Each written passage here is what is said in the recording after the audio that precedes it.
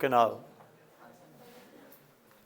on the last few classes, you have been discussing here the anatomy and physiology of the nervous system. And I have told you already that the nervous system has two basic divisions. One is the central nervous system, another is the peripheral nervous system. Central nervous system is composed of certain elements or certain components. One is the brain, another is spinal cord. And peripheral nervous system means the nerves attached to this system. Nerves attached to the spinal cord, 31 pairs of spinal nerves, and nerves attached here to the brain, 12 pairs of the cranial nerves. So 12 pairs of cranial nerves and 31 pairs of spinal nerves together, you call them peripheral nervous system. So peripheral nervous system and central nervous system together, you call it the nervous system, and their anatomy and physiology we have been discussing for last few classes. And as far as your central nervous system is concerned, we told you that this is composed of and consists of a brain and the spinal cord. And as far as the brain is concerned, we have divided the brain into the three basic divisions here, or the three basic parts. You say forebrain, midbrain, and the hindbrain. As far as your forebrain is concerned, we have told you already that the forebrain is composed of a pair of cerebral hemispheres, and embedded within the cerebral hemisphere, embedded within two cerebral hemispheres, in which the right controls the left of the body and left controls the right of the body. Basic two functions you see, sensory and motor. And then higher intellectual functions also, memory also, many other things. Things related to emotions, this and that, but the basic functions are two, sensory and motor, that you have to keep in your mind. And if, for example, you see the sensory and motor components in cerebrum, this is controlled by cerebrum. Many controlling systems, ये brain stem से start होके भी motor controlling, जो motor है आपका system, जैसे आप काम कर रहे हैं, इसको कंट्रोल करने के लिए असल जो गेम प्लेयर, जो बेसिक बॉस है हमारा, वो सेरिब्रम है. And cerebrum is arranged in such a way that the right cerebral hemisphere is controlling the left of the body and left is controlling the right of the body. अगर आप control कर रहे हैं, अब अगर आप कोई वर्क कर रहे हैं राइट से, तो ये ऑर्डर आ रहा है लेफ्ट से. एंड वाइस वर्सा, अगर लेफ्ट से कर रहे हैं तो ऑर्डर आ रहा है राइट से. अगर आपकी सेंसेशन आपको यहाँ से स्टार्ट हो रही है लेफ्ट से, तो ये परसेप्शन हो रही है राइट पर, और राइट से हो रहा है तो ये लेफ्ट पे. तो ये मोटर और सेंसरी फंक्शन इस तरीके से यहाँ डिवाइडेड है. इसका मकसद ये हो गया कि बॉडी को रिप्रेजेंट करता है एक सेरिब्रल हेमिस्फीयर. तो बॉडी क्योंकि दो हाफ होते हैं, इसलिए सेरिब्रल हेमिस्फीयर्स भी दो हैं. हेमी अब हम कह रहे हैं तो हाफ है, जाहिर है. एक स्फीयर है, उसके दो हेमिस्फीयर्स हैं. Hemy means half. सो दो हेमिस्फीयर्स हमने यहाँ पे देखे. ये मैं आपको साइड से दिखा रहा हूँ, लेटरल साइड से. तो ये एक आपको नजर आएगा, और इसके अंदर यहाँ एम्बेडेड है, जो आपको नजर नहीं आएगा वो होगा इसका अंदर से जो छुपा हुआ है फोर ब्रेन का अगला हिस्सा जो अंदर छुपा हुआ है. ये बिल्कुल ऐसे ही है जैसे एक अंडा बॉयल कर लें ना, एक बॉयल कर लें, बॉयल करके उसका शेल तोड़ें, तो जैसे क्रेनियल कैविटी तोड़ दी आपने, और अंदर से आपको हर तरह से वाइट नज़र आएगा वो अंडा. ये सेरिब्रम है. लेकिन आपको याद है, होना चाहिए, ये समझना चाहिए कि ये हर वक्त वाइट बिल्कुल नज़र आता होगा, लेकिन अंदर एक छुपा येलो भी होता है. ये डायनसेफलॉन है. सेरिब्रम में ये समझ लो डायनसेफलॉन ऐसे छुपा हुआ होता है. तो यू हैव नाउ द डायनसेफलॉन. और डायनसेफलॉन लफ्ज़ आपके लिए नया शायद हो, लेकिन ये आप समझ लें कि डायनसेफलॉन एक जोन है, एक रीजन है जिसके अंदर छोटे छोटे पार्ट्स हैं. उनमें से 2-3 पार्ट्स तो आपको याद ही होंगे और मशहूर भी हैं बहुत. इसका ऊपर का बड़ा हिस्सा है, इसको हम कहते हैं थैलेमस, और नीचे वाले इसको हिस्सों को कहते हैं हाइपोथैलेमस, और चंद और भी हैं. तो ये सेरिब्रम के अंदर दबे हुए हैं यहाँ पर. तो वो खुद यानी डायनसेफलॉन, जिसके 2-3 एलिमेंट्स आपने देखे, और इनको ढकता हुआ सेरिब्रम, इन दोनों को जोड़ें तो इसका नाम पड़ जाता है फोरब्रेन. तो then this is called the forebrain. तो you have two cerebral hemispheres and you have diencephalon. इन दोनों को मिला के कहते हैं फोर ब्रेन। ये largest part of the brain ये है, और जो सेकंड लार्जेस्ट पार्ट है वो हाइंड ब्रेन है। और हाइंड ब्रेन में यहां पर हमने देखा, अगर हाइंड ब्रेन को हम यहां पे देखें तो हाइंड ब्रेन ये ऐसे है बस। इसका ऊपर का जो हाफ है, क्योंकि उसको ब्रेन के साथ मैच करना है, तो ब्रेन की तरह एक्सपेंडेड होता है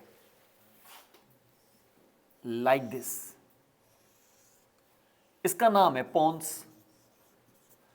और जो नीचे वाला हाफ है किसका? हाइंड ब्रेन का, क्योंकि उसको स्पाइनल कार्ड की तरह होना है, तो it is more elongated, cylindrical, और इसका नाम है मेडुला।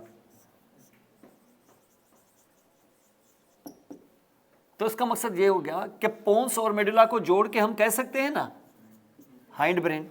अब ये तो हो नहीं सकता कि हाइंड ब्रेन फोर ब्रेन से बात ही ना करे, क्योंकि ये कंटिन्यूअस है। तो इन दोनों को जोड़ने के लिए एक छोटा सा हिस्सा है, इसका नाम है मिड ब्रेन। और जब मिड ब्रेन को हमने जोड़ा तो पता चला कि मेडुला और पोन्स जो 180 डिग्री पे थे, अब मिड ब्रेन भी उनके साथ 180 डिग्री पे आ गया सीधा। तो हमने सोचा कि क्यों ना ऐसा कर लें कि इन तीनों को जोड़ के हम एक ही यूनिट के तौर पे पढ़ लें, जो हमने लास्ट क्लास में पढ़ा। यानी क्या? मेडुला, पोन्स और मिड ब्रेन, इन तीनों को जोड़ के हम एक ही नाम क्यों ना दे दें। फिर नाम ने इसका डाला ब्रेन स्टेम, जो हमने लास्ट टाइम तीनों में हमने इंटीरियर पोस्टीरियर फीचर के मेजर लैंडमार्क्स किए, को हमें पता चला कि है क्या, क्योंकि बहुत इंपॉर्टेंट रास्ता है। जो भी स्पाइनल कार्ड से सेंसरी सिग्नल्स जाएंगे वो ब्रेन स्टेम से तो जरूर गुजरेंगे, क्योंकि सबको रिपोर्ट करना है थैलेमस को। ये जो आपका यहाँ स्टिमुलस आता है ना पेन का, ये रिपोर्ट थैलेमस को होता है।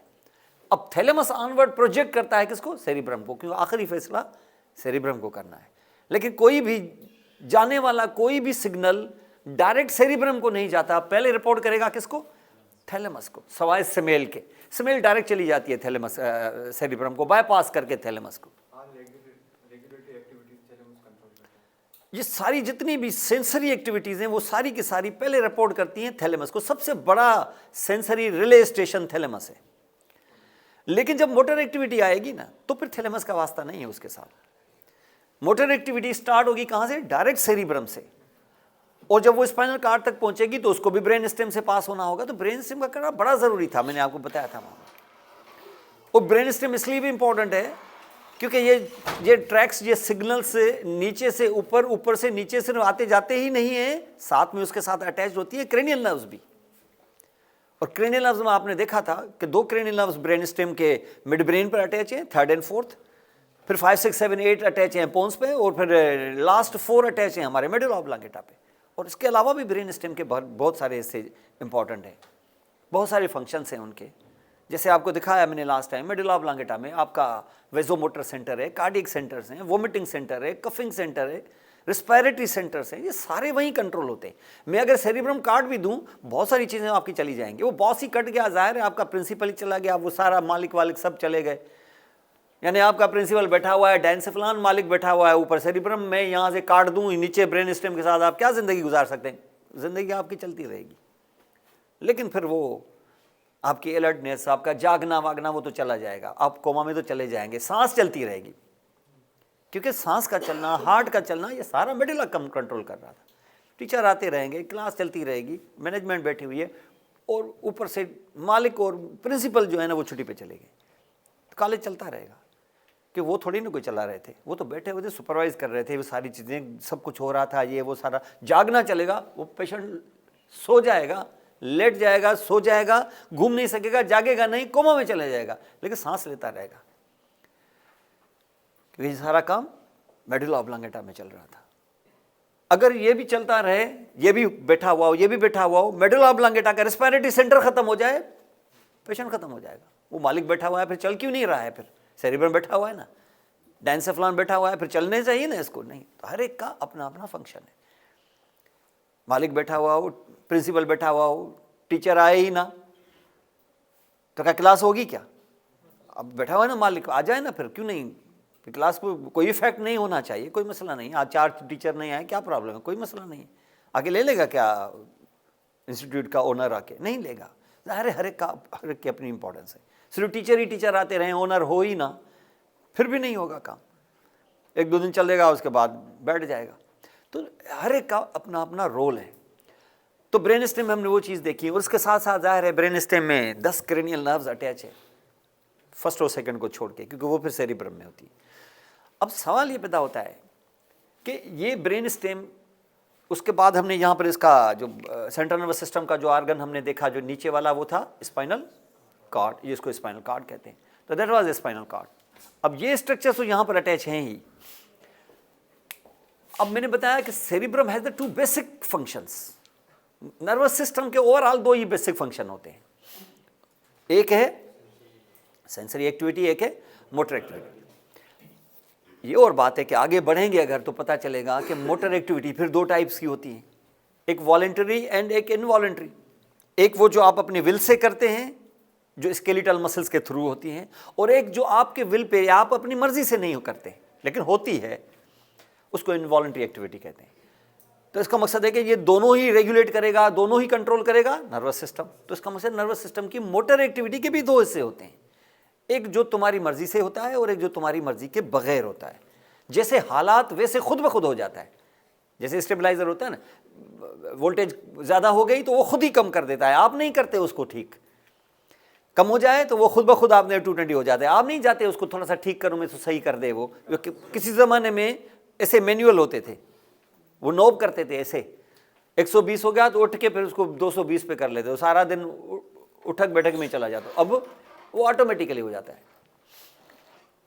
तो वो उसके साथ इस तरीके से यहाँ पर मौजूद, तो जहाँ पर ये सिलसिला होता है। तो इसका मकसद है कि सेंसरी और मोटर फंक्शंस यहाँ पे। अब देखिए ब्रेन जो है, स्टार्ट में जैसे ह्यूमन बीइंग डेवलप हो रहा था, हम लोग एज अ मुस्लिम इन चीज़ को नहीं मानते हैं, लेकिन साइंस यही बताती है कि ह्यूमन बीइंग प्रिमिटिवली, बहुत पहला ह्यूमन बीइंग जो था, उस ह्यूमन बीइंग में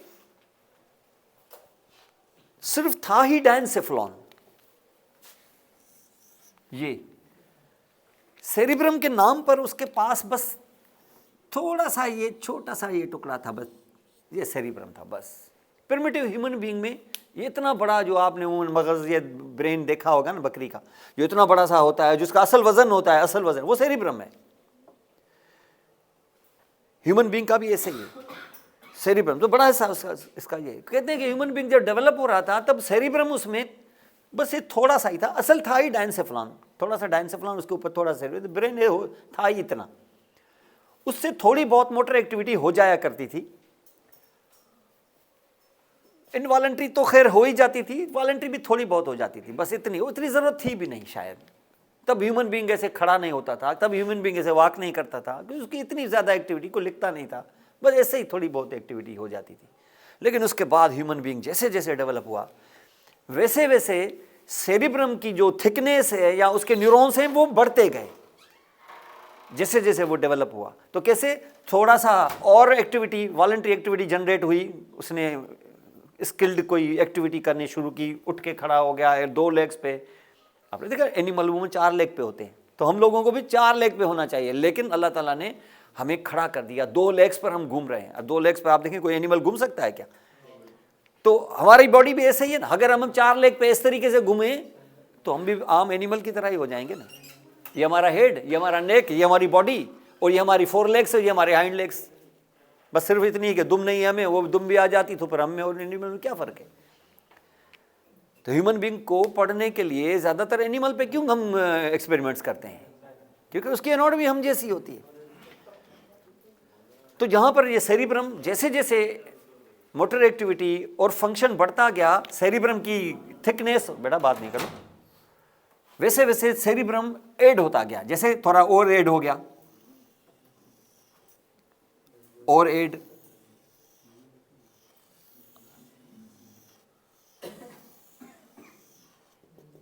देखें आज सेरिब्रम ऐसा है कि नहीं है?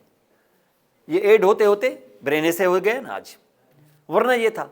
अब जैसे जैसे ये ऐड हो गया, हमारे पास जैसे ये ब्रेन स्टेम है, इसमें ये मिड ब्रेन है, ये पोन्स है, ये मेडुला ऑब्लांगेटा है, ये स्पाइनल कॉर्ड है।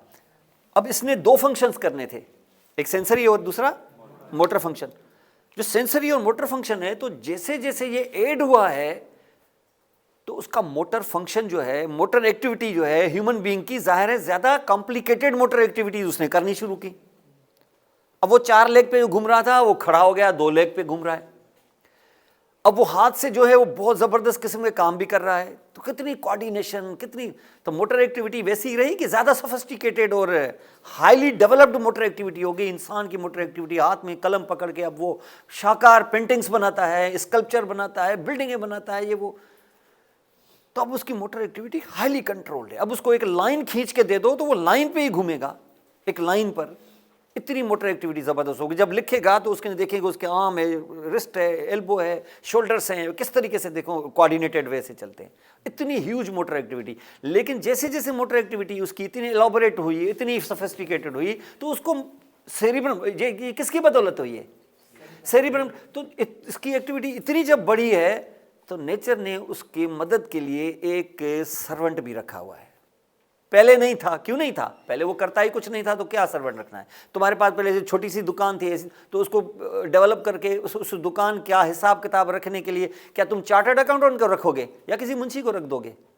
हो सकता है मुंशी भी ना रखो, खुद ही कर दो। अब इतना कौन सा 3 मार लिया? छोटे से दुकान का हिसाब रखने के लिए क्या एक और मुंशी रखोगे क्या?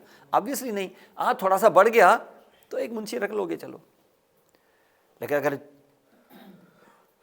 तुम्हारे अंदर कोई ऐसी सलाहियत है, कोई ऐसा मामला हो गया कि तुम्हारा एक चेन ऑफ सुपर स्टोर्स बन गया, अगर जिसकी ब्रांचेस जो हैं, फ्रेंचाइज जो हैं, वो पाकिस्तान क्या अक्रॉस द वर्ल्ड कोई 200-500, जैसे मैकडोनल्ड, जैसे KFC, 2,500-3,000 हज़ार फ्रेंचाइजेज पूरे वर्ल्ड में है, शायद इससे भी ज़्यादा। तो फिर किसी मुंशी की ज़रूरत है कि अब कोई चार्टर्ड अकाउंटेंट या कोई अकाउंटेंसी, कोई अकाउंटेंट, कोई आप फर्म हायर कर लोगे फिर? तो ज़ाहिर है बहुत बड़े पैमाने पे अब बात हो गई है। तो ये सेरिब्रम जब इतना बढ़ गया तो उसको मैनेज करने के लिए, उसकी मोटर एक्टिविटी को मैनेज, बाकियों के लिए नहीं, बाकी काम वो कर लेता है, सेंसरी वो कर लेता है अपने काम, क्योंकि उसकी मदद के लिए थैलेमस वैसे ही था। अब थैलेमस दे रहा है, सेरिब्रम इतना बड़ा है, वो सेंसेशन है खुद ही मैनेज कर लेगा। दूसरे जो बड़े काम है वो भी कर लेगा, इमोशन वाले काम, जैसे कोई मेमोरी वाले काम, ये भी कर लेगा। इनवॉलेंट्री वाले भी कर लेगा, देख लेंगे उसको भी, क्योंकि उसमें भी कोई स्किल होती नहीं है। अब क्या है, हार्ट को सिर्फ स्टार्ट ही करके उसको पंपिंग तो करना है ना, उसको बीट देना है, कभी कभी नीचे ऊपर करना है, वो कोई बड़ी एक्टिविटी नहीं है ये। लेकिन वॉलंटरी एक्टिविटी जो है ना जी, इसके लिए इसको एक मैनेजर की ज़रूरत पड़ेगी, क्योंकि ये बहुत बड़ी एक्टिविटी है। ये अकेले से इतनी बड़ी कारखाने जो खोल दिए हैं इसने, तो ये मैनेज करना अब इसका काम नहीं है। ये देखेगा ज़रूर, ओनर होगा, देखेगा ज़रूर, लेकिन उसको मैनेज करने के लिए एक आर्गन की एक्स्ट्रा ज़रूरत पड़ जाएगी। और ऐसी पड़ गई है ज़रूरत, क्योंकि तुमने कारोबार को बहुत फैला दिया है। और उसमें एक ज़रूरत पड़ेगी, मालिक को एक नौकर की ज़रूरत पड़ेगी, एक मैनेजर की ज़रूरत पड़ेगी। अब नौकर नहीं है, वो एक एम्प्लॉई है जो रख रहा है वो, लेकिन एक काम के लिए रखेगा वो। इसलिए नहीं रखेगा कि तुम आ जाओगे तो मुझे ये भी सलाह देना कि मुझे बीवी के साथ कैसे रहना है और मुझे बच्चों को कौन सी तालीम दे। इस काम के लिए नहीं रखा। ऐसा अगर तुम इस किस्म के काम करोगे तो फिर दफ़ा हो जाओ यहाँ से, फिर मैं तुम्हें नहीं रखूँगा। मेरे जिस काम के लिए रखा है सिर्फ वही कराना, उसी की सलाह दोगे मुझे सिर्फ, और वो भी तब दोगे जब मैं कहूँगा। ऐसे नहीं कि मैं कोई गलत करूँ तो आके करोगे ये आप ना करें, ऐसे नहीं। मैं बोलूँगा कि ये करूँ कि न करूँ, मुझे सलाह दें ज़रा आप। ये मुलाजिम ऐसे ही होते हैं ना, ऐसे थोड़ी कि मुलाजिम खामखा इंटरफियर करेगा उस पर आके। तो यहाँ पर जैसे जैसे सेरिब्रम बढ़ता गया वैसे वैसे उसने अपनी असिस्टेंस के लिए वो मुलाजिम भी अल्लाह ताला ने उसको प्रोवाइड किया। और वो जब प्रोवाइड किया तो उसका नाम डाल दिया गया सेरिबेलम। सेरिब्रम का मुलाजिम कौन? सिर्फ एक काम के लिए, जिसमें उसको वो असिस्ट करेगा। किसमें? Voluntary motor activity. तो इनवॉलंटरी भी है, इनवॉलंटरी में नहीं, वॉलंटरी मोटर एक्टिविटी में स्केलेटल मसल्स के साथ जो एक्टिविटी करते हैं आप, उसमें उसको असिस्ट करेगा। असिस्ट करेगा, मैंने कहा एक्टिविटी शुरू नहीं करवाएगा वो। शुरू किससे होगी? शुरू सेरिब्रम से होगी। He is the boss. Start वो करेगा। स्टार्टेड एक्टिविटी को स्टार्ट होने के बाद मॉनिटर ये करेगा कि वो स्मूथली हो। जाने अगर मैं आपको कहूं कि बाबा आप अपने आर्म पर 2 अपोजिंग मूवमेंट्स को क्विकली करें, ऐसे जैसे ये सुपिनेशन, ये प्रोनेशन, सुपिनेशन प्रोनेशन, ऐसे ऐसे करें, ऐसे ऐसे, तो आप देखिए कितना क्विकली करते हैं।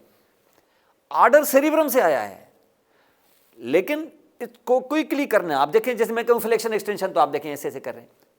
जब आप करते हैं फ्लेक्शन तो मसल इस्तेमाल होते हैं, फ्लेक्सर्स सिर्फ इस्तेमाल ही नहीं होते, एक्सटेंसर्स का टोन जो है वो स्विच ऑफ भी कर देता है ये। वरना अगर ये दोनों इस्तेमाल होते तो इधर फ्लेक्सर कहते फ्लेक्शन करो, एक्सटेंसर कहते एक्सटेंशन करो, तो दोनों ही नहीं कर सकते थे आप।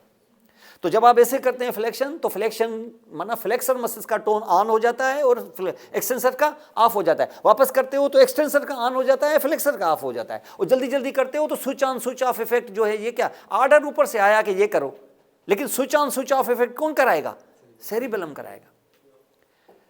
ऐसे बहुत सारे काम।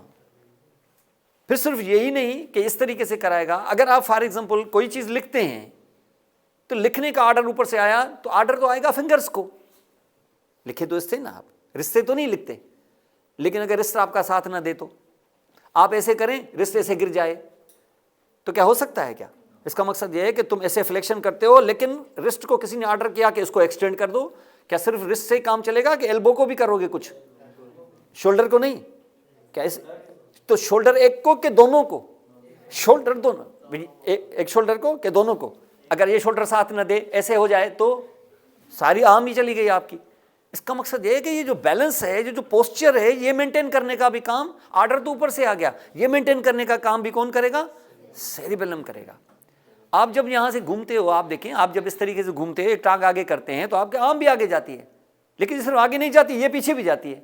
ये आपको पता भी नहीं चलता, आप इस तरीके से ऐसे कर घूमते हैं यहाँ पर। ये पूरा जितना भी कंट्रोलिंग सिस्टम है, ये सारा सेरिबेलम करता है। लेकिन इस एक्टिविटी की स्टार्ट यकीनन सेरिब्रम का काम है। जब आप बात करते हैं ना, जैसे मैंने बात शुरू की, तो मैं बात शुरू करूंगा तो ये सारी लैंग्वेज के जो वर्ड्स हैं ये सेरिब्रम में, ऑर्डर उसका है।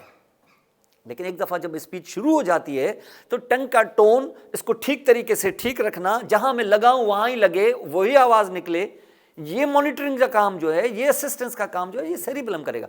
अगर आपका सेरिबेलम नहीं है, अगर या वहां कोई डिफेक्ट हो गया है, तो लैंग्वेज स्टार्ट जरूर कर सकेंगे आप, लेकिन टंग आपकी सही जगह लगेगी नहीं, लड़खड़ाएगी, तो आवाज़ आपकी सही तरीके से आवाज़ निकलेगी, लेकिन आपका वर्ड नहीं बन सकेगा। इसका नाम फिर पड़ जाएगा dysarthria, difficulty in articulation.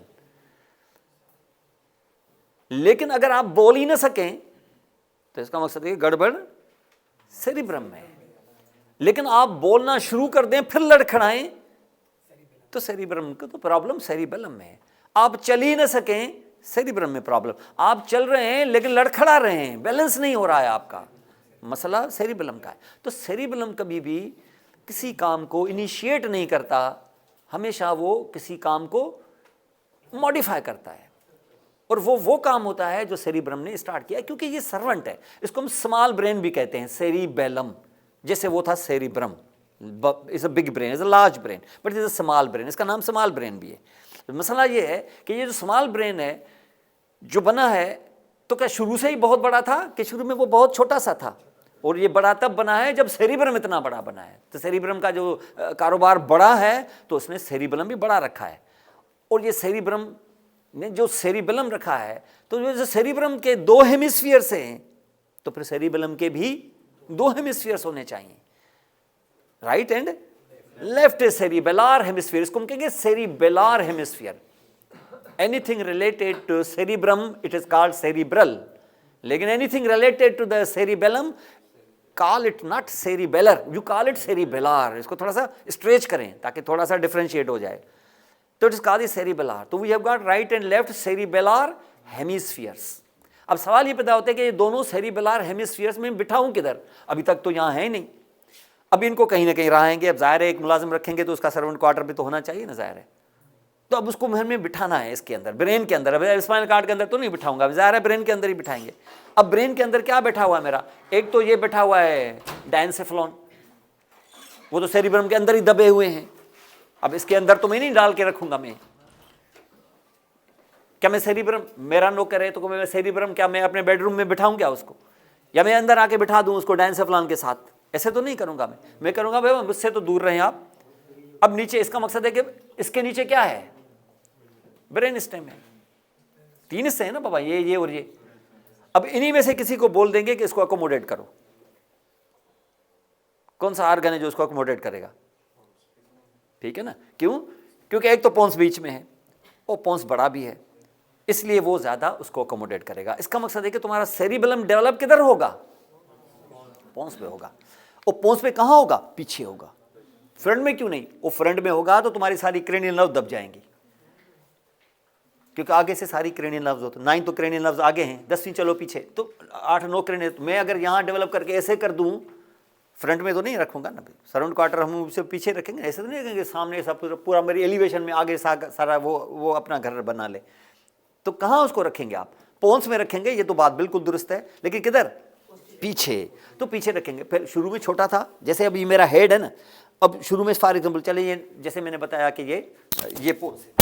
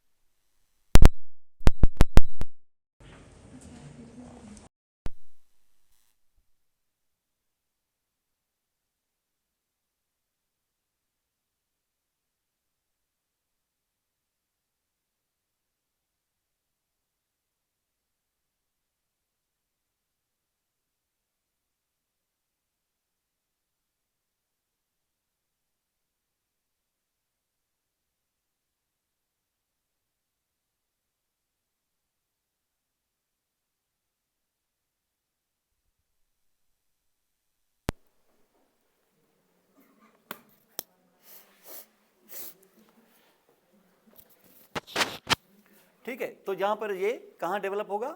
Behind the पोन्स develop होगा। शुरू में थोड़ा छोटा सा था, जैसे यहाँ बिहाइंड द पोन्स शुरू में तो आपको सामने से नजर ही नहीं आया होगा, वो जैसे जैसे जैसे जैसे बढ़ेगा अब साइडों से नजर आना शुरू हो जाएगा। आधा तो छुपा हुआ होगा, बाकी साइडों से नजर आएगा। एक तरफ से एक सेरिबेलर हेमिस्फीयर नजर आएगा, तो दूसरे साइड से दूसरा सेरिबेलर हेमिस्फीयर नजर आएगा। कब नजर आएगा?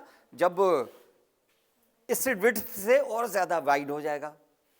तो ये किस तरीके से नजर आया? ये ऐसे आपको नजर आएगा, यहां से। ये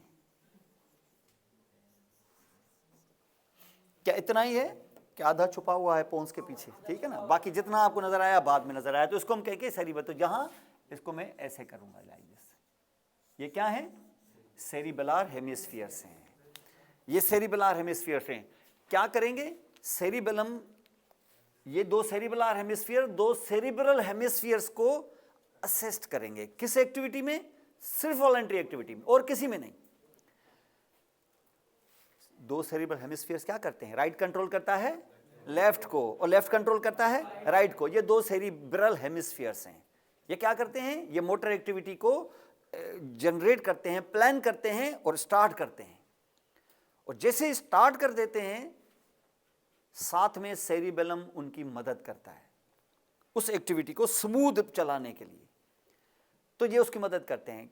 तो इसका मकसद है कि जैसे दो सेरिब्रल हेमिस्फीयर्स हैं, दो मालिक हैं, तो दो उसके नौकर भी दो हैं। और जो दो नौकर हैं उसके, तो वो दो सेरिबेलर हेमिस्फीयर्स हैं, right and left. Left control the right and the right control. यहां ऐसा नहीं है। Right control the right, left control the left. Cerebellum ऐसा नहीं होता है जैसे सेरिब्रम है। आप सिर्फ नौकर है तो फिर ये तो फिर अपने मालिक की नफी कर रहा है। मालिक की नफी नहीं कर रहा है, बस ये है कि मालिक ने उसको अपने नीचे नहीं रखा है, दूसरे घर में बिठाया हुआ है। अब यहाँ पे अगर मैं दो सेरिब्रल हेमिस्फीयर दिखाऊं ऐसे, तो ये हमारा लेफ्ट सेरिब्रल हेमिस्फीयर, ये है राइट। ये जो लेफ्ट से कोई भी सिग्नल चला तो ये थैलेमस से बात किए बगैर मिड ब्रेन में, क्योंकि मोटर एक्टिविटी कभी भी थैलेमस को रिपोर्ट नहीं करती, ये सेंसरी करती है। तो मोटर एक्टिविटी ऊपर से चली है, ये वॉलंटरी, ये नीचे से आया, यहाँ से ये मिड ब्रेन से, ये पोन से, ये मेडुला से, अब क्रॉस करेगा तो यहाँ आएगा अपोजिट साइड पे। तो ये तो बात आ गई समझ में। और किस पर आके एक्ट किया इसने? राइट साइड पे। तो लेफ्ट ने राइट को कंट्रोल किया। ऐसे ही कर लेगा कि सेरिबेलम की मदद चाहेगा। तो अगर मदद चाहेगा तो किस साइड पे मदद चाहेगा? जिस साइड पे वो गया है, राइट साइड पे। तो राइट साइड की मदद इन दोनों सेरिबेलम में से कौन सा करेगा? इसका राइट वाला करेगा, ये वाला करेगा। तो ये वाला एक्ट करने के लिए यहां पहुंचेगा और उसकी मदद करेगा। इसका मकसद ये है कि मैं बात करूं अगर इसकी लेफ्ट की, तो इसका सर्वेंट कौन है? राइट है। इसकी मिसाल मैं ऐसे देता हूं कि आप रह रहे हैं जिस घर में आपका सर्वेंट साथ वाले घर के सर्वेंट क्वार्टर में रह रहा है। आपके सर्वेंट क्वार्टर में क्या आपके घर के सर्वेंट क्वार्टर में रह रहा है क्या? ये लेफ्ट है, ये नीचे गए तो पता चला कि वो रह रहा है किधर, यहां पर। तो क्या आपके सर्वेंट क्वार्टर में कोई नहीं रहता है? हाँ, आपके सर्वेंट क्वार्टर में जो रहता है वो दरअसल साथ वाले का सर्वेंट है। तो इसका मकसद क्यों? क्योंकि ये सेम साइड, ये अपने हिसाब से सेम साइड के नहीं होते हैं। क्यों? क्योंकि cerebrum controls the opposite and cerebellum controls the same. Controls means it will just assist. अगर ये सेरिबेलम बैठा हुआ है ना आपका, तो सेरिबेलम अगर बैठा हुआ है, अगर फॉर एग्जांपल एक स्टॉल पे सेरिबेलम पड़ा हुआ है, एक मिसाल ले रहा हूं, आप स्टॉल पे बैठे हुए हैं किसी वर्कशॉप में या किसी एक्सपो सेंटर पे बैठे हुए हैं, वो सेरिबेलम बेच रहे हैं, आप एक आर्टिफिशियल सेरिबेलम बेच रहे हैं। तो सेरिबेलम के बेसिकली इसको जब आप सेल करें तो ईमानदारी से अपने कस्टमर को 3 चीज़ें बताएं सेरिबेलम की कि ये किस काम में आएगा। नंबर 1 कि सेरिबेलम ये जो है that will just be related to voluntary activity only. तो नंबर 1 इसकी एक्टिविटी क्या है? वॉलंटरी एक्टिविटी के साथ ये रिलेटेड है, ये और किसी काम के नहीं। अगर आपको कोई हार्ट के कार्डियक मसल का कोई प्रॉब्लम है तो ये काम नहीं करेगा, ये इस काम के लिए नहीं है। ऐसे नहीं है कि आप उसको बोल दो ना, नहीं ये ले जाओ जो मोटर एक्टिविटी के लिए घर तो ले जाओ, यहां से तो जाओ। रिफ्लेक्स एक्शन में भी बिल्कुल क्यों नहीं, वो भी तो वॉलंटरी है ना। रिफ्लेक्स में भी वॉलंटरी वाला नहीं। ऐसे नहीं कि आपका जीआईटी के जो स्मूथ मसल्स हैं वो कॉन्ट्रैक्ट करने, पेरिस्टाल्सिस मेरी बेटर हो जाए, ऐसे नहीं करेंगे। ये इससे इसका कोई लेना देना नहीं। इससे नहीं है कि जो तुम्हारे ग्लैंड्स हैं इसकी थोड़ी सी सीक्रेशन बढ़ जाए मेरी, ये कहेगा ये काम मेरा है ही नहीं, मैं करता ही नहीं हूँ ये काम। ना मेरे स्मूथ मसल से कोई रिलेशन है, ना मेरे की कार्डियक मसल से है, ना किसी ग्लैंड से है। मैं करता हूँ तुम्हारे स्केलेटल मसल को, जो मेरा बॉस ऑर्डर करेगा उसको मैं ठीक करने का रोल प्ले करूँगा। जो बत्ती जलेगी उसके वोल्टेज को मैं ठीक करूँगा। तो बत्ती जो जलेगी तो देखें, बत्ती जो आएगी, जो इलेक्ट्रिसिटी आएगी वो आएगी जनरेट होके आपके पावर स्टेशन से, लेकिन जहां आके वोल्टेज को ठीक करने का आपका स्टेबलाइजर काम करेगा। तो स्टेबलाइजर सेरिब्रम नहीं है, वो सेरिबेलम है। This is like this one है। लेकिन अगर बत्ती चली जाए तो क्या स्टेबलाइजर वोल्टेज को ठीक करता रहेगा क्या? वो खामोश बैठा रहेगा, क्योंकि जब लाइट आएगी तो मैं काम करूंगा। वो तो लाइट जब आएगी तब आएगी, तो असल काम तो वो पावर स्टेशन करेगा। तो जहां से भी इसी तरीके से number 1 voluntary activity, number two ये वॉलंटरी एक्टिविटी के बॉडी के सेम साइड के लिए है। अगर तुम्हारे पास तुम्हारे बंदा खरीदने आया है कि यार मेरी राइट साइड से वॉलंटरी एक्टिविटी चली गई है, और अगर तुम्हारे पास राइट वाला पड़ा हुआ है ना तो वो उसको दो, अगर लेफ्ट वाला पड़ा हुआ है तो वो उसको ना दो। ऐसे नहीं कि आ गया सेरिबेलम की जरूरत है, हाँ ये ले जाओ ये काम कर लेगा, काम नहीं करेगा। क्योंकि राइट वाला, अगर आपको प्रॉब्लम राइट का है तो तुम्हें राइट सेरिबेलर हेमिस्फीयर की जरूरत है। तो it is same side voluntary activity, तो इट इज सेम साइड। इसको सेम को इप्सिलेटरल भी कहते हैं, इप्सिलेटरल, उल्टा हो तो कंट्रालेटरल। तो ये क्या होगा? इप्सिलेटरल होगा।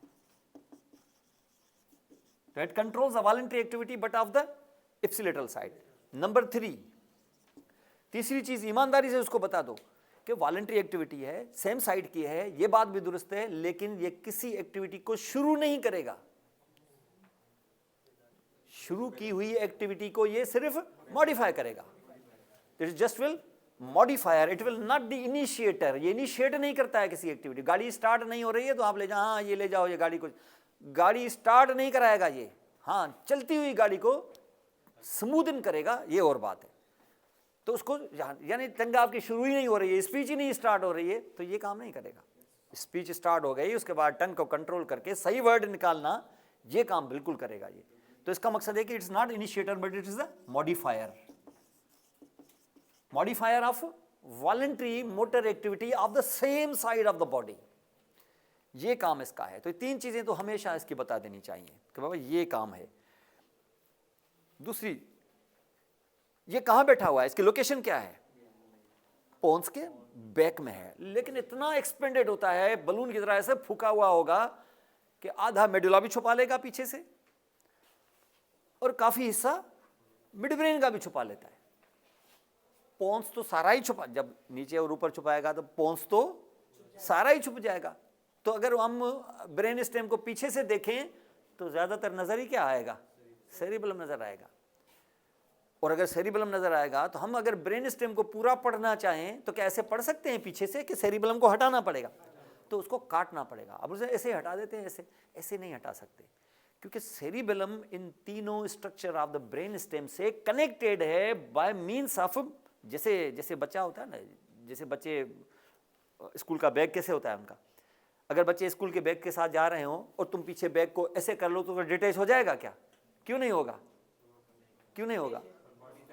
बॉडी कैसे अटैच होता है? पहना हुआ, वो बेल्ट होते हैं उसके साथ अटैच होता है। तो सेरिबेलम भी ब्रेन स्टेम के साथ कनेक्टेड होता है वाया बेल्ट्स। कितने हिस्सों के पीछे लगा हुआ है? पोन्स मेन, मेडुला और पोन्स, मेडुला और मिड ब्रेन के साथ, तीनों के साथ लगा हुआ है। और हर एक part of the brain stem उसको अपनी अपनी साइड से एक बेल्ट देता है। तो मिड ब्रेन एक बेल्ट देगा, पोन्स उसको एक बेल्ट देगा, मेडुला उसको एक बेल्ट देगा, जिसकी वजह से वो बंधे हुए होंगे। तो कितने बेल्ट होंगे? गुड, इसका मतलब है जाग रहे हैं लोग। तो 3 एक तरफ से, वो 3, तो ये 6 बेल्ट की तरह। मैं अभी सोच रहा था कि बोलेंगे 3, लेकिन एक बंदे ने बोला 6, तो इसका मतलब ये जाग रहा है ये। तो इसका मकसद है कि 6 बेल्ट होंगे उसके। इन 6 बेल्ट को पढ़ेंगे आप 3, क्योंकि क्रेनियल नर्व जैसे तो थी 24, लेकिन पढ़ी तो तुमने 12 ना, तो पढ़ेंगे तुम 3, तो एक साइड से पढ़ेंगे। तो ये शुक्र है एनाटॉमी में तो आपको पता है डिस्काउंट है बहुत एनाटॉमी में, आप एक पढ़ लो तो दूसरा फ्री है आपको, वो ये बाय 1 गेट 1 फ्री है यहाँ पर। और कहीं कहीं तो buy 1 and get the whole shop free. हाँ, पूरा ही ले जाओ सारा, बस एक खरीद लो, सिर्फ एक स्पाइनल नर्व कर लो, सारी की सारी हो गई। तो ऐसा भी है। तो यहां पर हमने देखा कि ये क्या है, 3 पेडेंकल्स हैं। ऐसे पेडेंकल्स को क्योंकि सेरिबेलम के अंदर घुसे हुए हैं इसलिए उनका नाम है सेरिबेलार हेमिस्फीयर, सेरिबेलार पेडेंकल्स। एक सुपीरियर, फिर आसान है, एक जो ऊपर है वो सुपीरियर सेरिबेलार पेडेंकल, जो बीच में है वो मिडिल, तो नीचे है तो इंफीरियर। तो सुपीरियर किसको किसके साथ कनेक्ट करेगा? मिड ब्रेन को सेरिबेलम से, और मिडिल किसको? पोन्स को सेरिबेलम से। तो इंफीरियर किसको? तो सेरिबेलम के तरफ किसको करेगा? अपने सेरिबेलार हेमिस्फीयर को। अगर राइट वाले हैं तो राइट को, लेफ्ट वाले हैं तो लेफ्ट को। सेरिबेलम की तरफ ये जो 3 पेडेंकल्स जाते हैं, सेरिबेलम की तरफ जाने वाले ये 3 ही रास्ते होते हैं, चौथा कोई रास्ता नहीं। क्योंकि आप जाते हुए सेरिबेलम के अंदर जाना चाहते हो तो जाने के लिए रास्ते तो चाहिए ना। तो रास्ते कौन से हैं? पेडेंकल्स। क्या सेरिबेलम की तरफ सिर्फ रास्ते जाते ही हैं कि कुछ आते भी हैं? जाहिर है उसको जो उठाएंगे आप, बोलेंगे जो भाई आ जाएं तो वो कहेगा ना हाँ आ रहा हूं, या भाई आ जाएं तो फिर कोई जवाब ही नहीं देगा वो। इसका मकसद है कि आप जब उसको कोई चीज़ भेजोगे, यानी एफरेंट्स यानी जो सेंसरी पाथवेज उसकी तरफ भेजेंगे आप, तो जाहिर है वो रिस्पांस देगा ना। जाहिर है जो रिस्पांस देगा तो क्या रिस्पांस खुद आके देगा या फाइबर्स भेजेगा? ये सारा काम ही वायरिंग का है ना। ये जो आपके पास बिजली आती है वो आती है पावर स्टेशन से। वो पावर स्टेशन का वो जो SDO है क्या खुद आता है क्या तारों पे चढ़ के, या पावर भेजता है? वो पावर भेजता है ना। जाहिर है वो पावर ही काम का है, खुद आके क्या करेगा? तो उसका मकसद है कि वो खुद नहीं आता। तो ये सारे जितने भी, ये पूरा जितना भी इलेक्ट्रिकल सिस्टम है, ये पूरी इलेक्ट्रिसिटी है, वो आती भी करंट की शक्ल में है। हाँ, ये बहुत करंट जो है वो बहुत ही माइक्रो होता है, तो उसको मिली वोल्ट्स में मेजर कर लेते हैं। ये पूरा करंट है, पड़ा ऐसे ब्रेन ऐसे पड़ा है, डेड टिश्यू पड़ा हुआ है, लेकिन अंदर जाके आप देखेंगे कि ये क्या चल रहा है वहाँ पर। इतनी सालों बरसों के बाद, इतनी रिसर्च के बाद भी लोग पता नहीं लगा पाए हैं कि अंदर है क्या, क्योंकि इतना कॉम्प्लेक्स है। लेकिन बहुत सारी चीज़ों के बारे में बहरहाल पता चल गया है कि ये क्या क्या है, ये कैसे सर्किट्स हैं, ये मेमोरी क्या है, ये याददाश्त क्या होती है, क्या याददाश्त एक ही जगह पे होती है, अगर वो डैमेज हो जाए तो क्या याददाश्त मुकम्मल चली जाती है? इसकी मल्टीपल कॉपीज़ होती हैं। ये कंप्यूटर की तरह है। तो जो चीज़ आप देख लेते हैं ये कैसे आपकी स्टोर हो जाती है, यही मेमोरी है। लेकिन वो मेमोरी जो है वो एक सर्किट नहीं है, वे एक जगह पर नहीं है। तो मेमोरी किस शक्ल में, ये जो मेमोरी कहते हैं ये किस शक्ल में, याददाश्त किस शक्ल में होती है, ये न्यूरॉन्स कैसे खुल जाते हैं, ये कैसे साइनेप्सेस हैं, ये चीज़ें जो मैं देख लेता हूँ मैं कैसे याद कर लेता हूँ, ये सारी चीज़ें ये ब्रेन के अंदर हैं। ये सारा काम हमारा सेरिब्रम करता है। ये मेमोरी वगैरह का काम कोई और नहीं करेगा। वो शायद आगे चल के और ज़्यादा प्रूव हो जाए कि ये काम सेरिबेलम भी करता है। अगर बॉस ना हो तो अगर बॉस दब जाए या कोई ऐसी चीज़ हो तो किसी फंक्शन को सेरिबेलम स्टार्ट भी कर सकता है शायद। ब्रेन के कुछ हिस्से ऐसे होते हैं जो स्पेसिफाइड होते हैं खास सेंसेशंस के लिए, जैसे ऑक्सीपिटल है वो विजन के लिए, 10 काम और भी होते होंगे लेकिन विजन ऑक्सीपिटल के अलावा और कहीं नहीं होती, तो वो ऑक्सीपिटल है। हियरिंग जो है वो टेम्पोरल में है और कहीं नहीं होती। अगर फॉर एग्जांपल बंदा हो जाए ब्लाइंड, उसकी दोनों आंखें चली जाएं, तो ऑक्सीपिटल पे वो जो उसकी सेंसरी एरिया थी विजन वाली, क्या वो भी उड़ जाएगी? आंख उसकी जख्मी होगी तो वो रास्ते आस्ते वो भी क्या उधर एवापोरेट हो जाएगी एवापोरेट रहेगी तो क्या विजन का काम कर पाएगी? नहीं, क्योंकि विजन का असल काम स्टार्ट हो रहा था स्टिमुलाई किधर से, आंख से। नहीं करेगी तो क्या बस बैठी रहेगी, डेड हो जाएगी, श्रिंक हो जाएगी, खत्म हो जाएगी? क्या खत्म नहीं हो जाएगी, वो अल्लाह ताला उससे कोई और सेंसरी का काम ले लेगा। आपके कौन सा ले लेगा वो डिपेंड करता है कि कौन सा काम डोमिनेंट है। फिर ये देखेगी कि ये मैं ऑक्सीपिटल एरिया हूँ, ये मेरे करीब एरिया रहती है वो हियरिंग की, ये क्या करेगी, इसके साथ सिग्नल्स ज्वाइन कर लेंगे, इसके साथ साइनेप्सिस डेवलप होना शुरू हो जाएंगी, और हो सकता है कि ऑक्सीपिटल भी जो है, क्योंकि अब विजन के लिए नहीं है, काम कोई कर नहीं रही है विजन वाला, क्योंकि आँख ही नहीं रही, तो हो सकता है कि वो हियरिंग का काम भी करना शुरू कर दे। तो आप कहेंगे सर ये हियरिंग का करेगी तो क्या ये खामोश हो जाएगी? नहीं, ये भी करेगी। इसका मकसद है कि उस बंदे की हियरिंग दूसरे से बेटर हो जाएगी। आपने देखा है कि एक सलाहियत कम हो जाती है तो दूसरी कैसे बढ़ जाती है। ये आपको हाँ जिसको अल्लाह का करम है कैसे बढ़ गई, भाई अल्लाह का करम जो सारा इंसान ही अल्लाह का करम है, तो पीछे लगो ना, पता लगाओ कि क्यों बढ़ गई है उसकी। हम लोग क्या करते हैं, हम लोग चीज़ों के पीछे जाते ही नहीं हैं, हर चीज़ अल्लाह पे छोड़ देते हैं। अल्लाह ने सारी चीज़ें हमारे ऊपर छोड़ दी हैं कि ये कर लेगा कुछ, और हम करते ही नहीं हैं। वो देखे होता है ना, एक जैसे हो जाता है, जैसे एक डिजीज़ है जिसको विटिलिगो कहते हैं। विटिलिगो आपने शायद सुनी हो या न सुना हो। देखे वो सफ़ेद सफ़ेद दाग इस तरीके से हो जाते, सफ़ेद सफ़ेद बॉडी पर, आपने देखे होंगे ऐसे लोग जिनके सफ़ेद, और तो उसको विटिलिगो कहते हैं। पता नहीं लगाते हम लोग कि ये क्यों हुई है। जैसे आज सुबह को मेरी मेडिसिन की क्लास थी डर्मेटोलॉजी की, तो मैंने उनसे पूछा कि ये दिखा रहा हूँ, पहले ये मैं डिजीज़ पढ़ा रहा हूँ, ये है पिक्चर, मुझे बताओ कि ऐसा बंदा कभी आपने देखा है? हाँ बोला हाँ देखा है, बहुत सारे इनके सफ़ेद सफ़ेद दाग होते हैं यहाँ पर इस तरीके से। मैंने कहा ये क्या है? ये विटिलिगो है। ये क्यों हो जाता है और इसको क्या कहते हैं? किसी ने बोला कि इसको चिट्टी कहते हैं, चिट्टी हो गई है। मैंने कहा तुम लोग वो पता है ये होती क्यों है, क्या वजह? हाँ सर हमने ये सुना है कि मछली और दूध अगर पी लें तो हो जाता है। मैंने कहा मैंने तो ऐसे भी लोग देखे हैं जिन्होंने मछली देखी भी नहीं है, उनको भी है, खाना तो दूर की बात। तो बोला सर बस जैसे मशहूर है। मैंने कहा किससे सुना है? बोला कि किसी से सुना है। मैंने कहा उसने किससे सुना है? कि उसने किसी और से सुना हुआ है, और उसने किसी और से, मतलब प्रूव नहीं किया है कि ये क्यों। मैंने कहा मैं मान लूंगा कि मछली से हुई है, लेकिन तुमने प्रूव किया कि ये मछली और दूध के खाने की वजह से हुई है, तो क्यों?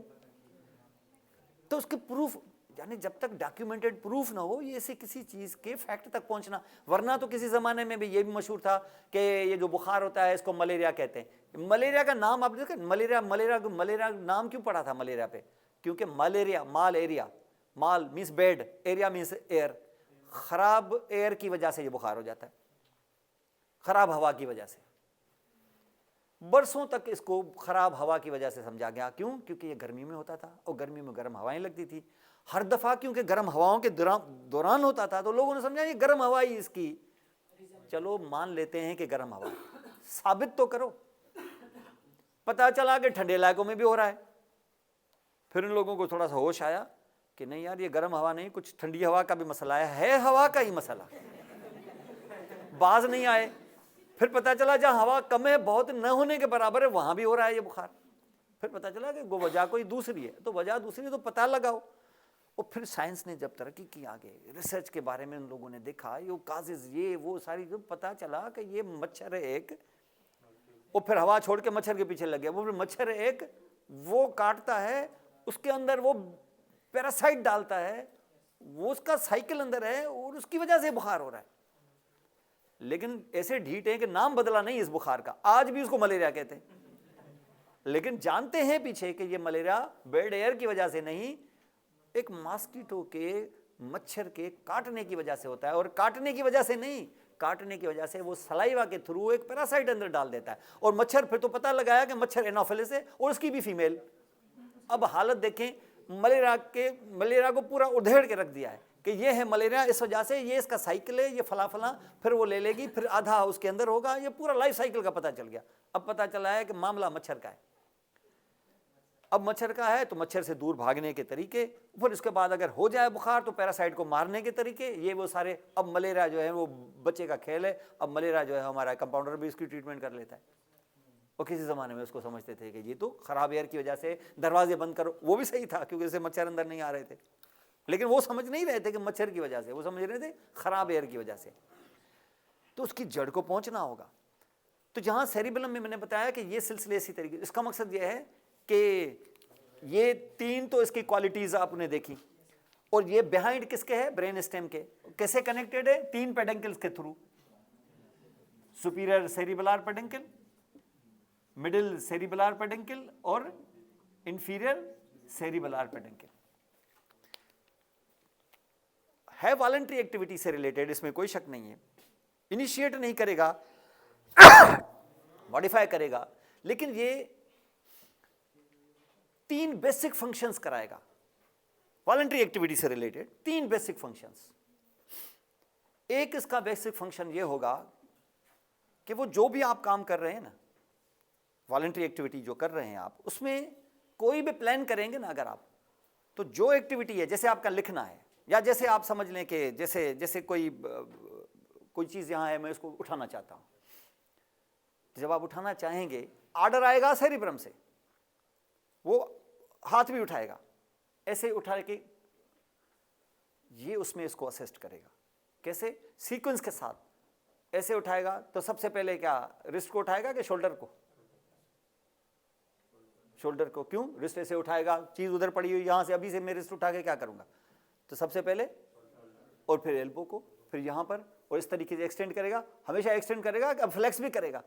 ये सीक्वेंस जो है ना, इसकी सीक्वेंशियल मूवमेंट्स को प्लान करके उसको असिस्ट कराने का काम, ऑर्डर उधर से हुआ है, सीक्वेंस को मेंटेन इसने किया। इसका मकसद है कि ये जितनी सीक्वेंस में, अगर ये पहले कर देता है रिस्ट को, पहले फिंगर को, क्योंकि आखिर में पकड़ेंगे तो फिंगर्स को फ्लेक्स करके ना, ये फिंगर्स को फ्लेक्स पहले ही कर देता है, ऐसे मुट्ठी ऐसे ही बंद कर देता है यहां पर ही, और शोल्डर को काम ही नहीं कराता, तो आप क्या उस ऑब्जेक्ट की तरफ बढ़ सकते थे क्या? और जब आप ऑब्जेक्ट को हाथ में पकड़ेंगे तो ऑब्जेक्ट को आंखों से देख के समझ जाएंगे कि इसको इतने ज़्यादा फोर्स की ज़रूरत नहीं है, ऐसे करके आराम से रखें, या ऐसे करके ऐसे उठाएंगे जैसे 10 किलो की चीज़ उठा रहे हैं, ऐसे तो नहीं करेंगे। और डायरेक्शन भी देखें कैसे होगा, ये यहाँ पड़ा हुआ है, आराम से वहीं डालेंगे। अब जैसे कोई चीज़ उठाते हैं, अब जैसे इस डस्टर है, मैं डस्टर को उठाना चाह रहा हूँ, मेरा हाथ ठीक डस्टर को लगा कि नहीं, या मैंने यहाँ से उठाया तो पहले यहाँ लगा मुझे, या इसके बाद में जाके लगा, ऐसे है क्या? ये एग्जैक्टली उसी जगह पर फुल मेजरमेंट करके ठीक उस जगह पर हाथ लगाएगा। पेन जहाँ पड़ा हुआ था, देखो कैसे नोज, चलो इसको टेस्ट करने का ये तरीका है कि ये टिप है तुम्हारी फिंगर की, ये नोज की टिप को लगाते हैं, ये देखें। अगर ना आपका सेरिबेलम काम ना करे तो फिर करेंगे जरूर, आप बाज नहीं आएंगे, क्योंकि सेरिबेलम ने ऑर्डर जो कर दिया है, फिर ये होगा आपका हाल। कोई यहां लगेगा, कोई यहां, किस्मत से लग गया यहां तो और बात है। तो हम बार बार उसको पेशेंट को बोलते हैं, बाबा ये टिप और फिंगर को इस तरीके से करे चला, ये कोऑर्डिनेशन जो है। तो ये सीक्वेंशियल जो मूवमेंट्स हैं, ये वॉलंटरी एक्टिविटी में ये यहां करेगा। ये क्या ऐसे ही हो जाता है कि जब ये काम करेंगे तो उस मसल्स के अंदर उस ग्रुप में टोन आता है। तो दूसरा जो इसका काम होता है, एक यानी इसके जो फंक्शन होते हैं, number 1 sequence of the voluntary activity, number 2 tone maintenance, और जो नंबर 3 है जो बार बार आप कह रहे हैं वो है बैलेंस, बैलेंस को मेंटेन करना। तो नंबर 3 इज बैलेंसिंग। तो काम भी इसके 3 है। और जैसे हम सेरिब्रम के अंदर जाएंगे ना, काम इसके 3 है। ये क्या काम करता है, क्या शुरू करता है, क्या मॉडिफाई करता है? और मॉडिफिकेशन क्या होती है? चीज को चेंज करना। चेंज कैसे किया जा सकता है? अब देखिए, मेरा मुलाजिम है, वो चीजों को ठीक करेगा, मतलब कैसे ठीक करेगा? जो वो चाहेगा क्या? पर ठीक करना किसको कहते हैं? जो मैं चाहूंगा उस हिसाब से ठीक करेगा। इसी को ठीक करना कहेंगे ना, उसके हिसाब से। नौकरी उसकी यही है ना, ठीक करना। तो उसको भी कह सकते हैं वो अपने हिसाब से ठीक करेगा, वो अपने हिसाब से ठीक करेगा। वो मेरा नौकर है कि मैं उसका हूं, तो वो अपने हिसाब से ठीक नहीं करेगा, मेरे हिसाब से ठीक। इसका मकसद है कि वो कैसे ठीक करेगा। नंबर 1, मैं बताऊंगा उसको। एक तो मेरी ख्वाहिश की कॉपी उसके पास होगी कि मैं ये चाहता हूं, चलो मैं चाहता हूं ये, जो पेरीफेरी पे चल रहा है उसको ये कैसे ठीक करेगा। इसका मकसद है कि एक तो मेरी ख्वाहिश उस तक पहुंची हुई है कि मैं ये चाहता हूं, और दूसरा फील्ड पे वर्क हो क्या रहा है उसकी इंफॉर्मेशन भी उसके पास होगी। भाई किसको ठीक करना है, पेरीफेरी पे जो वॉलंटरी एक्टिविटी हो रही है उसको ठीक करना है ना। तो इसका मकसद है कि एक तो मेरी ख्वाहिश कि मैं ये चाहता हूं, और दूसरा पेरीफेरी पे क्या चल रहा है उसकी इंफॉर्मेशन। ये दोनों को करेगा मैच। अगर दोनों एक जैसी हैं तो क्या फिर भी मॉडिफाई करेगा? क्या फिर भी मॉडिफाई करेगा? क्या नहीं, फिर मॉडिफाई नहीं करेगा। लेकिन मेरी ख्वाहिश है ये, उधर से जो इंफॉर्मेशन इसको मिली है वो उससे थोड़ी कम है, तो अब की बार ये उठेगा और मॉडिफाई करेगा। कितना? जब तक उसको बराबर न लाए। जब बराबर लाएगा तो क्या अभी भी चलता रहेगा? क्या नहीं, अब बंद कर देगा अपनी एक्टिविटी को।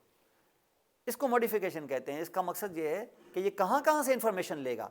ये इंफॉर्मेशन लेगा सेरिब्रम से, पेरीफेरी से, और बैलेंसिंग के लिए कान से।